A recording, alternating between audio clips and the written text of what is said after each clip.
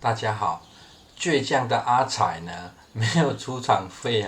完全不愿意看镜头。这里还有未修剪的七里香，不过修剪的目标则是一旁的树葡萄。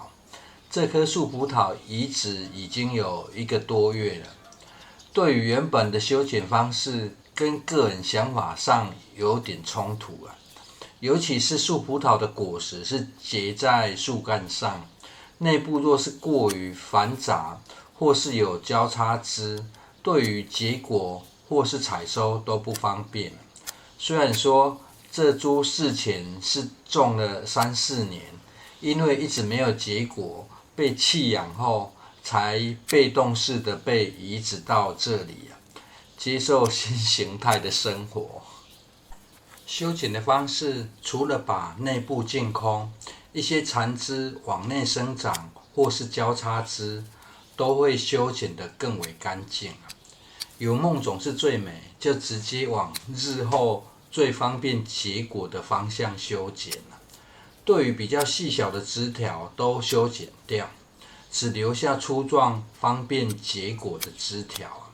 而为何将内部净空的原因呢？总不希望万一突然结果时，内部繁杂的细枝经由风的吹袭而去刺伤果实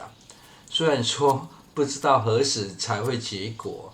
但是种植的人总是得相信它，再怎样拿来遮阳造景也是可以啦。而树葡萄的枝干算是很硬外观看起来就跟芭乐的枝干一样提早让树形确立下来，后续就只需要偶尔微调，也会比较轻松另外，果树进行修剪可以促进枝干长出除了有帮助用来储存养分的效果，枝干长出也可以提高抗风性毕竟这位置台风来的时候，算是很大的迎风面这种修剪的原理算是非常常见就连一般的爬藤瓜果类也习惯将棚下的分枝分蔓修剪掉，甚至连叶片都不留，会等到爬上棚架后才开始留下分枝分蔓而往内生长或是交叉平行枝干都是修剪的重点。毕竟它的果实是直接长在树干上，修剪完毕后也可以更为通风，整个树形就可以有视线穿越的效果。这样遇到强风时，风阻也可以降低不少避免植株倒塌。毕竟呢，树葡萄算是浅根的作物虽然说催果有很多种方法，众说纷纭比如拿刀子在树干上砍一砍，增加它的危机意识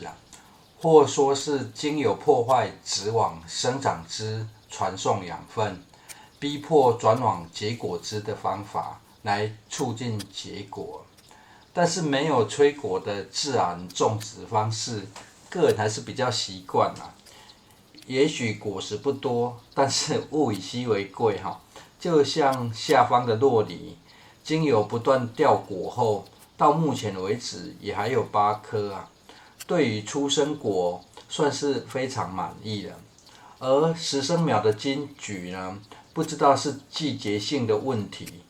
目前上方的果实比过年期间常见的花盆结果数量也是少得可怜大约只有20颗不过自然农法知足这件事情很多时候很重要毕竟20颗果实也都要进入成熟期这种自己家里种的果树呢，却时常会有人来查看画面也是非常有趣只有20颗还指定要分享来吃，物以稀为贵，真的很厉害最后，这是修剪完毕后透气，而且可以有透视的状态留下一些比较细小的枝条，都是朝外生长的。天气不稳定，也就只能在比较干燥的地方显毛了。谢谢收看。